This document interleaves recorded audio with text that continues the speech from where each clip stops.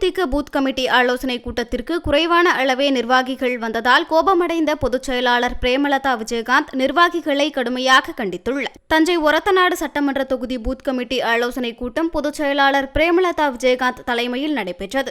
1000 பேர் பங்கேற்கும் இந்த கூட்டத்தில் வெறும் 500 பேர் மட்டுமே நிர்வாகிகள் பங்கேற்றுள்ளதால் கோபமடைந்த பிரேமலதா விஜயகாந்த் மேடையில் பேசும்போது நிர்வாகிகளை திட்டியுள்ளார். இந்த வீடியோ இணையத்தில் வைரலாகி வருகிறது. 500 members தான் வந்திருக்கீங்க. ஏன் ஒரு சரிவு ஒரு தொய்வு ஏன் தஞ்சை மாவட்டத்துக்கு நம்ம யோசிக்கணும். இது கட்சி அதை இவ்வளவு நேரம் நான் சிவனேசன் பேசுனது நீங்க எல்லாருமே பார்த்திருக்கீங்க.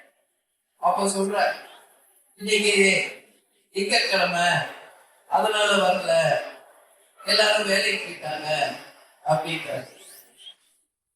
அப்போ இங்க வந்திருக்கிறவங்களுக்கு வேலை இல்லையா? எல்லாருக்கும் தானே வேலை இருக்கு, எங்களுக்கு வேலை இல்லையா? இதெல்லாம் உண்மை ரீசன் கிடையாது. ஸ்கூல் போறப்ப பசங்க எனக்கு ஜொரம் அடிக்குமா, எனக்கு குளிர்ந்து நான் இன்னைக்கு ஸ்கூல் போக மாட்டேன்னு சொல்றேன் குழந்தைங்க. செய்திகளை உள்ளது உள்ளபடி தெரிந்து கொள்ள ரெஃப்ளெக்ட் நியூஸை சப்ஸ்கிரைப் பண்ணுங்க.